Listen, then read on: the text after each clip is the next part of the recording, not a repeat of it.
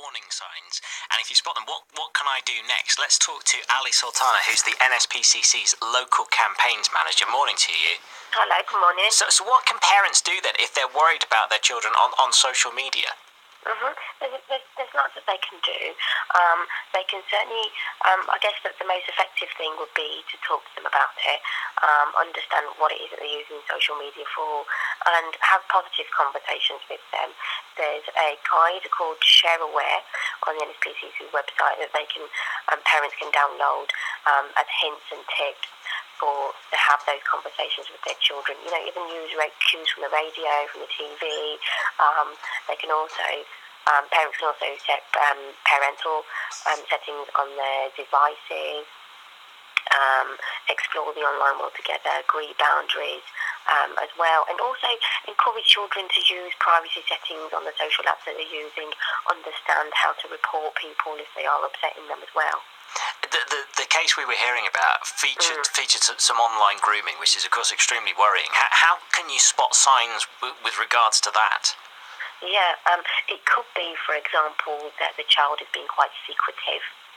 The young person being quite secretive about how they're using the devices. It could be maybe they're locking themselves in their room and not being seen for a long time. It could even be that they're receiving gifts and have no explanation as to where they've come from as well. So just being quite mindful of their behaviour, if their behaviour is changing, and being quite mindful of how their behaviour is changing, and especially around technology. Is there an ideal age when you introduce your children to social media? That's a really good question. Every child is very different, and maturity levels are different.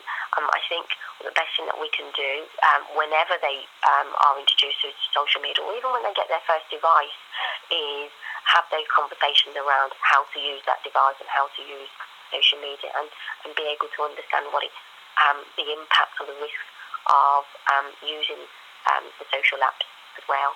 And if you're not familiar with social media yourself as a parent, should you try to get to grips with it first before the children take it on? It will be good to know a little bit.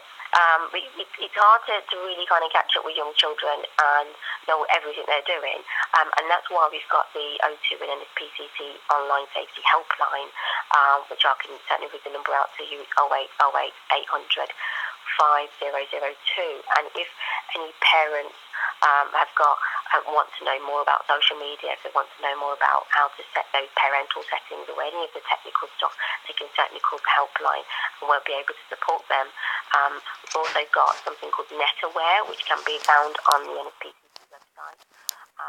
And that really gives a lowdown of all the popular sites, or most of the popular sites that young people are using now, including what young people are using them for, minimum age restrictions, and the risk of finding different topics and themes on those social apps. So parents can get to grips with them. There is help out there, and they should feel empowered.